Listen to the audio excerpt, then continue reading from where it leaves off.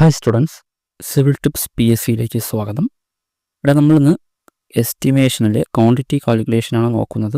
Question വായിക്കുകയാണ്. For 12 mm thick plastering with cement mortar ratio 1:3 on 100 m² ceiling the quantity of cement required is. എവിടെയും സിമെൻറ്റിൻ്റെ ക്വാണ്ടിറ്റിയാണ് കാണേണ്ടത്. Question എന്നതൊക്കെ പറയുന്നുണ്ട്, 12 mm തിക്കിലാണ് plastering ചെയ്യുന്നതെന്ന് പറയുന്നുണ്ട്. ദെൻ മോർട്ടാറിൻ്റെ റേഷ്യോ, സിമെൻറ്റ് മോർട്ടാറിൻ്റെ റേഷ്യോ 1:3 എന്ന് പറയുന്നുണ്ട്. സീലിംഗ് ആണ് പ്ലാസ്റ്ററിംഗ് ചെയ്യേണ്ടത്. സീലിങ്ങിൻ്റെ ഏരിയ എത്രയാണ്? 100 m² ആണ്. ഇത്രയും കാര്യങ്ങൾ നമുക്ക് ഈ ക്വസ്റ്റ്യൻ വായിക്കുമ്പോൾ കിട്ടും.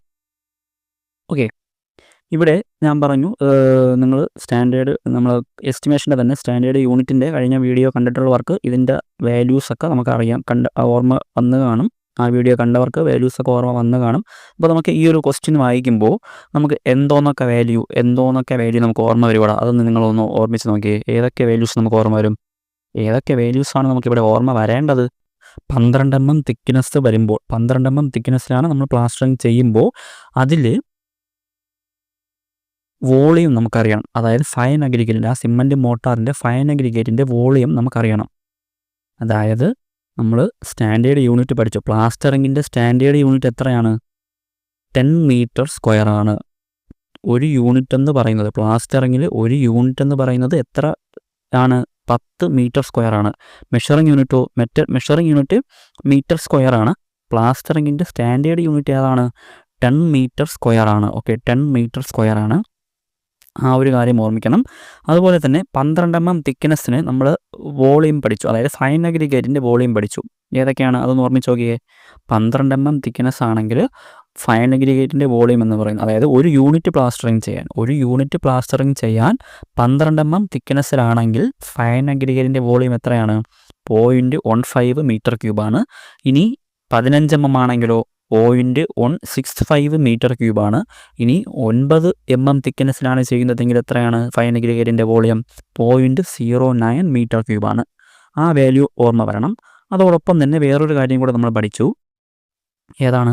സ്പെഷ്യൽ കേസ് എന്ന് പറഞ്ഞിട്ട് 1:3, അതായത് സിമെൻറ്റ് മോർട്ടാറിൻ്റെ പ്രപ്പോർഷൻ 1:3 വരികയാണെങ്കിൽ ചെറിയ മാറ്റമുണ്ട് ഈ വാല്യൂസിന്. ഏതൊക്കെയാണ്?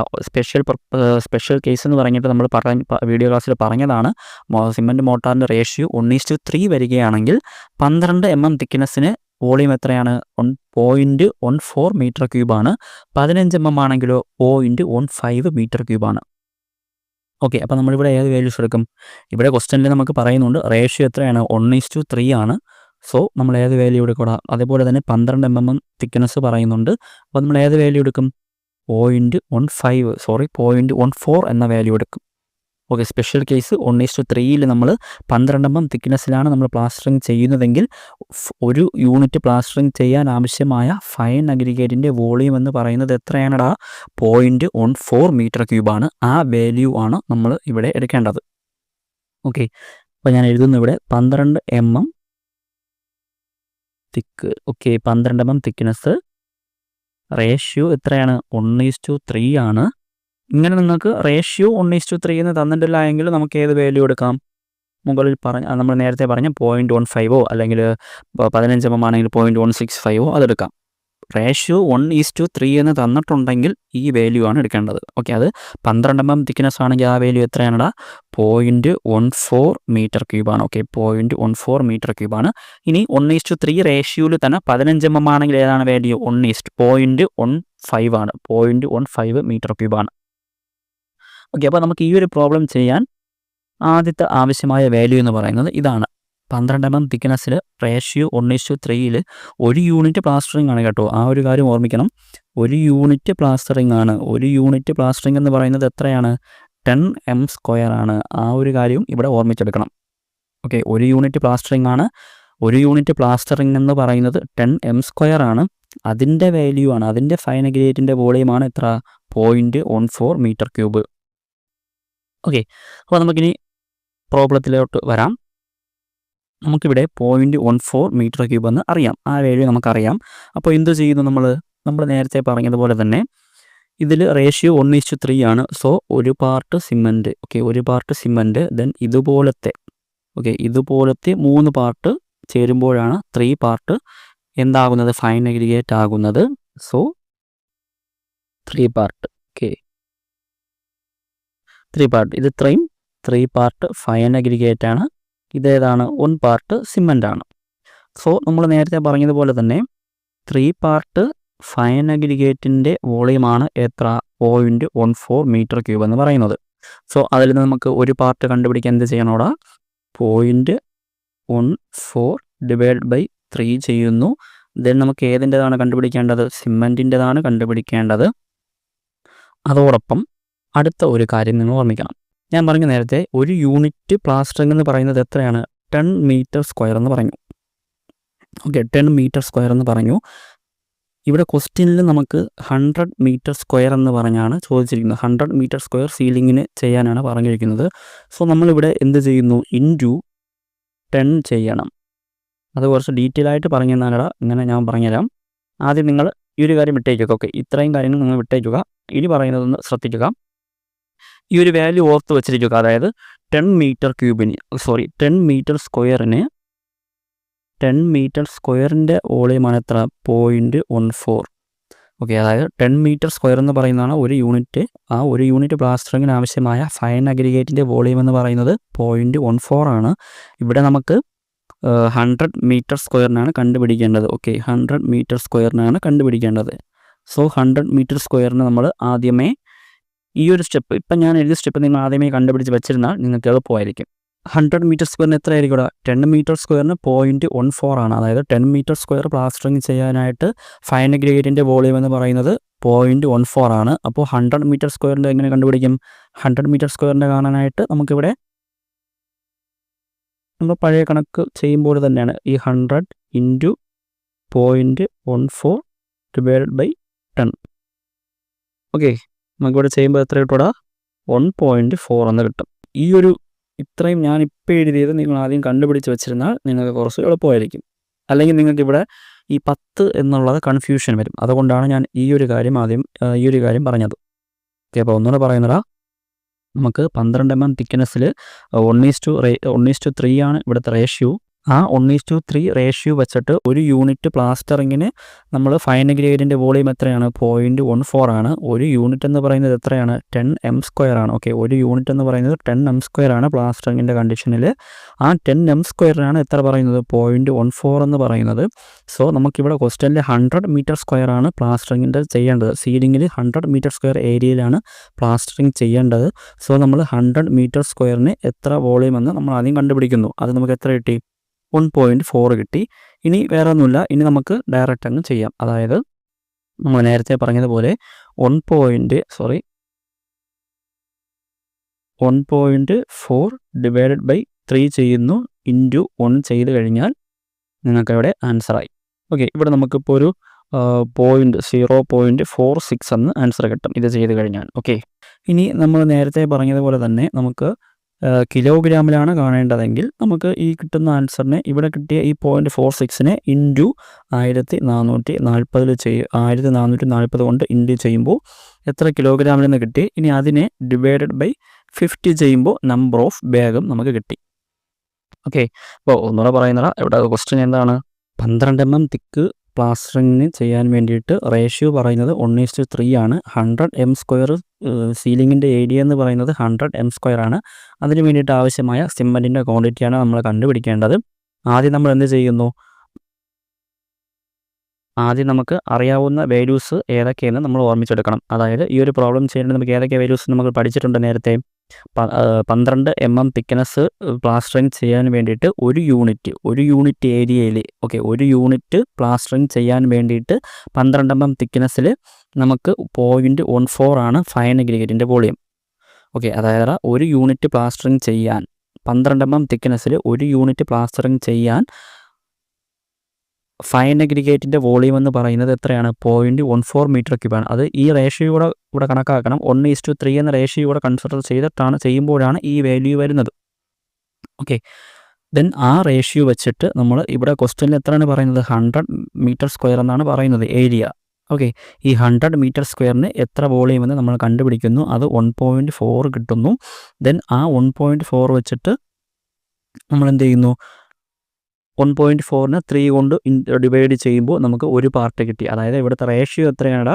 റേഷ്യോ 1:3 ആണ്. ഓക്കെ, റേഷ്യോ 1:3 ആണ്. സോ ഒരു പാർട്ട് സിമെൻറ്റും 3 പാർട്ട് ഫൈൻ അഗ്രിഗേറ്റുമാണ്.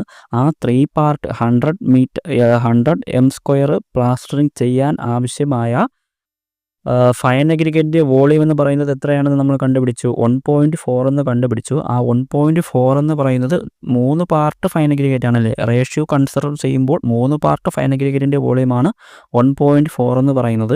സോ നമുക്ക് ഒരു പാർട്ടിൻ്റെ കണ്ടുപിടിക്കാൻ എന്ത് ചെയ്യണം? ആ 1.4നെ 3 കൊണ്ട് ഡിവൈഡ് ചെയ്യണം. അതെന്തിന് ഈക്വലാണെന്ന് മനസ്സിലാക്കണം. സിമെൻറ്റിൻ്റെ ക്വാണ്ടിറ്റിക്ക് ഈക്വലാണ്. അത് നിങ്ങൾ മനസ്സിലാക്കാൻ വേണ്ടി ഞാൻ പറഞ്ഞതാണ്. അതിന് ഈക്വൽ എന്ന് പറയുന്നത് നമ്മുടെ സിമെൻറ്റിൻ്റെ ക്വാണ്ടിറ്റിക്ക് ഈക്വലായിട്ട് എടുത്തു കഴിഞ്ഞാൽ നമുക്ക് 1.4 ഡിവൈഡ് ബൈ 3 വരുന്നു. ദെൻ സിമെൻറ്റിൻ്റെ റേഷ്യോ പാർട്ട് എന്ന് പറയുന്നത് ഒരു പാർട്ടാണ്. സോ ആ 1 കൊണ്ട് നമ്മൾ ഇൻഡ്യൂ ചെയ്യുന്നു. അപ്പോൾ നമുക്കിവിടെ വോളിയത്തിൽ ആൻസർ കിട്ടുന്നു. ദെൻ നമുക്ക് കിലോഗ്രാമിലാണ് ആൻസർ എങ്കിൽ ആ വോളിയത്തിൽ നമ്മൾ 1440 കൊണ്ട് ഇൻഡ്യൂ ചെയ്യുന്നു. അപ്പോൾ നമുക്ക് കിലോഗ്രാമിൽ ആൻസർ കിട്ടുന്നു. ദെൻ ആ കിലോഗ്രാമിനെ നമ്മൾ ഡിവൈഡഡ് ബൈ 50 ചെയ്ത് കഴിഞ്ഞാൽ നമ്പർ ഓഫ് ബാഗിലും നമുക്ക് ആൻസർ കിട്ടും. ഓക്കെ, അതാണ് ആ ക്വസ്റ്റ്യൻ. അതായത് നമ്മൾ ഫസ്റ്റ് മെത്തേഡ് നോക്കിയത്, അതായത് നമ്മൾ സ്റ്റാൻഡേർഡ് ഡാറ്റ ബുക്കിലുള്ള വാല്യൂസ് വെച്ചിട്ടുള്ളതാണ് ചെയ്തത്. ഇനി അടുത്ത് ഡ്രൈവ് വോളിയം ഫാക്ടർ വെച്ചിട്ട് ഈ പ്രോബ്ലം എങ്ങനെ ചെയ്യാമെന്ന് നോക്കാം. ഓക്കെ, ഞാൻ പറഞ്ഞു ഡ്രൈവ് വോളിയം ഫാക്ടർ എടുക്കുമ്പോൾ എന്ത് കാര്യം ആദ്യം ഓർമ്മിക്കണമെന്ന് പറഞ്ഞു. ഇവിടെ നമുക്ക് മോട്ടാറാണ്. ഡ്രൈവ് വോളിയം ഓഫ് മോട്ടാർ എന്ന് പറയുമ്പോൾ എങ്ങനെയാണ് ഫോർമുല വരുന്നത്? Wet volume of mortar into dry volume factor ആണല്ലേ. Wet volume of mortar into dry volume ഫാക്ടറാണ്.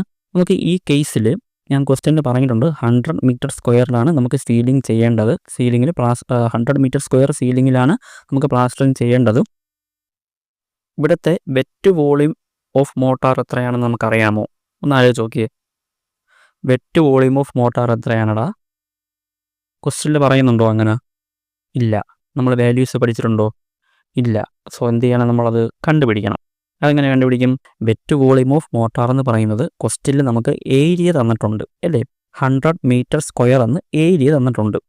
ഓക്കെ, ആ 100 m² ഏരിയയും തന്നിട്ടുണ്ട്, ക്വസ്റ്റ്യനിൽ തിക്നെസ്സും തന്നിട്ടുണ്ട്. സോ ആ ഏരിയനെ തിക്നെസ് കൊണ്ട് മൾട്ടിപ്പിൾ ചെയ്ത് കഴിഞ്ഞാൽ നമുക്ക് എന്തായി? മോട്ടാറിൻ്റെ വോളിയമായി. ഈ ഒരു കാര്യം നിങ്ങൾക്ക് പെട്ടെന്ന് മനസ്സിലാക്കി ഓർമ്മിച്ചെടുക്കാൻ വേണ്ടിയിട്ടാണ് ഞാൻ ഈ ഫോർമുല എഴുതണം എന്ന് ആദ്യമേ പറഞ്ഞത്. ഓക്കെ, ഈ ഫോർമുല നമ്മൾ എഴുതി, അതായത് ഈ ഫോർമുല ആദ്യം ആലോചിച്ചിട്ടാണ് നമ്മൾ ആൻസർ ചെയ്യുന്നതെങ്കിൽ ഈ ഒരു ടൈം നമുക്ക് ഓട്ടോമാറ്റിക്കായിട്ട് വരും. ഇല്ല എന്നുണ്ടെങ്കിൽ നമ്മളിവിടെ എന്ത് ചെയ്യും?